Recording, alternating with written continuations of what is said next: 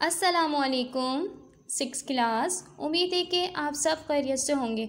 अच्छा बच्चों, अपनी बुक का सफ़ा नंबर 20 निकालिए। सबक हिकायत रूमी। हिकायत रूमी का हम सफ़ा नंबर 20 और 21 की रीडिंग कर चुके थे और हम इसको अच्छी तरीके से समझ भी चुके थे। आज हम सफ़ा नंबर 22 की रीडिंग करेंगे। ठीक है, हम अपनी रीडिंग शुरू करते हैं।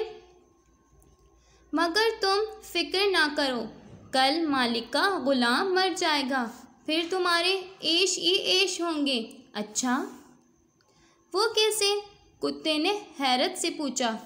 तो मुर्ग बोला, कल हमारे मालिक का ग़ुलाम मर जाएगा तो इसके रिश्तेदार फ़कीरों और गरीबों को खाना खिलाएंगे और कुत्तों को भी बहुत खाना मिलेगा।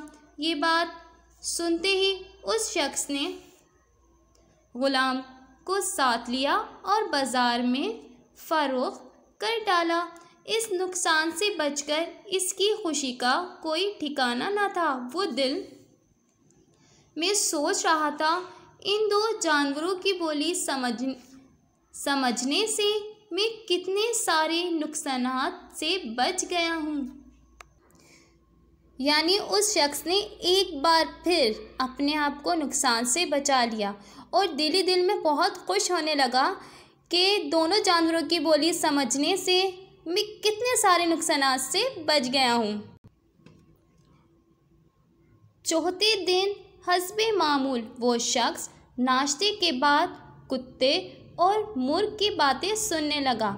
मुर्ग ने रोटी का टुकड़ा उठाया तो कुत्ते ने कहा, अरे शेकी खोर और बातूनी मुर्गे, तुम्हारी वो पेशन गोइयाँ कहाँ गईं?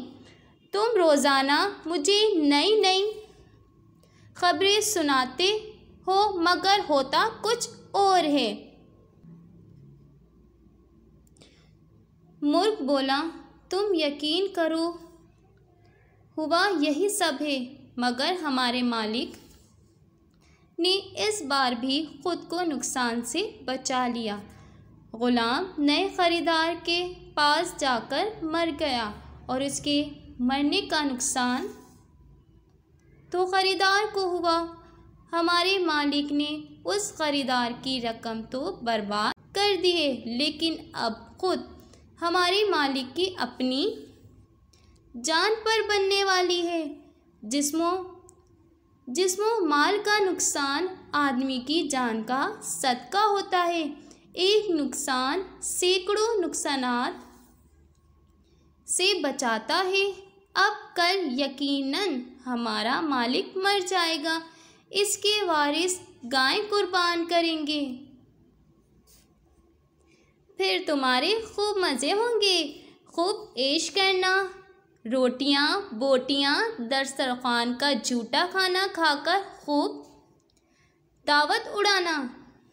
घोड़े, ऊँट और ग़ुलाम की मौत इस मगरूर मालिक की जान का सदका था। वो माल के नुकसान से तो बच गया मगर मौत से ना बच सकेगा। इन दोनों पैराग्राफ से हमें क्या बात पता चली कि चौथे रोज़ फिर मुर्ग ने रोटी का टुकड़ा उठाया। कुत्ते ने कहा, तुम रोज़ाना मुझे नई खबरें सुनाते हो मगर होता कुछ और ही है। मुर्ग ने कहा, नहीं, एक बार फिर हमारे मालिक ने अपने आप को नुकसान से बचा लिया और ग़ुलाम नए ख़रीदार के पास जाकर मर गया, लेकिन अब खुद हमारे मालिक की जान पर बनी है।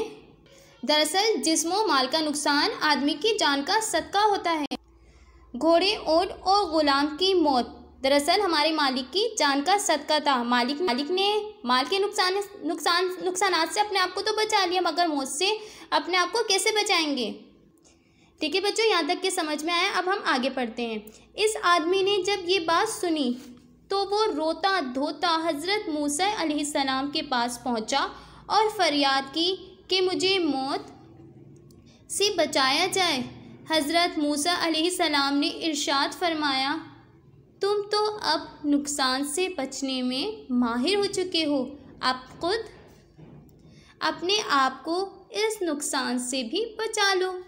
आदमी ने आजिज़ी से फरियाद की और अपनी गलती की माफ़ी मांगी तो हज़रत मूसा अलैहिस्सलाम ने कहा, हर जानदार को अपने वक्त पर मौत का जायका चखना है और इसे कोई नहीं टाल सकता। इसी वक्त इस आदमी की हालत ख़राब हो गई। 4 आदमी चारपाई पर डालकर उसे इसके घर ले गए। हज़रत मूसा अलैहिस्सलाम ने अल्लाह ताला से दुआ फरमाई, ए रहीम करीम, इस पर रहम फरमा और इसे ईमान की मौत नसीब फरमा। अल्लाह ताला ने हज़रत मूसा अलैहिस्सलाम की दुआ कबूल फरमाई और इस आदमी पर रहम फरमाया। यानी जब उस आदमी को पता चला कि उसकी मौत होने वाली है तो वो रोता धोता हज़रत मूसा अलैहिस्सलाम के पास पहुंचा और आजिज़ी से फरियाद की और अपनी गलती की माफ़ी मांगी। तो हज़रत मूसा अलैहिस्सलाम ने कहा कि हर जानदार को अपने वक्त पर मौत का जायका चखना है। उसी वक्त जब उसने ये सुना तो उसी वक्त उस आदमी की हालत क्या हो गई, ख़राब हो गई और 4 आदमी चारपाई पर डालकर उसे अपने घर यानी इसके घर ले गए।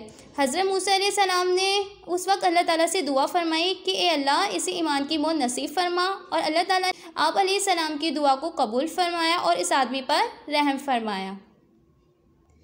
अच्छा बच्चों, इस हिकायत से हमने क्या सबक हासिल किया कि हमें अल्लाह की रज़ा में राज़ी होना चाहिए और जिन बातों का इल्म अल्लाह ने हमें नहीं दिया है इसमें अल्लाह की कोई हिकमत होगी। हमें वक्त से पहले कोई बात जानने की ज़रूरत नहीं है क्योंकि अल्लाह ताला ने बेहतर लिखा हुआ है हमारी किस्मत में। और हम जो छोटे छोटे नुकसानात से डरते हैं कि हमारी कोई चीज़ ज़ाया ना हो जाए और इसका हमें गम नहीं करना चाहिए, है ना, इसका हमें गम नहीं करना चाहिए। इस हिकायत में हमें ये बात मालूम हुई है कि इंसान का माली नुकसान इसका सदका होता है। छोटा नुकसान बड़े नुकसान से बचा लेता है।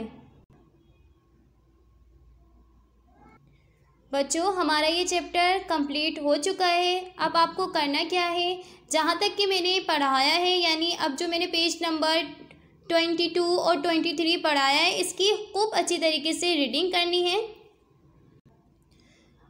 और इस सबक का असाइनमेंट आपको व्हाट्सएप के ज़रिए सेंड कर दिया जाएगा। ओके, अल्लाह हाफ़िज़।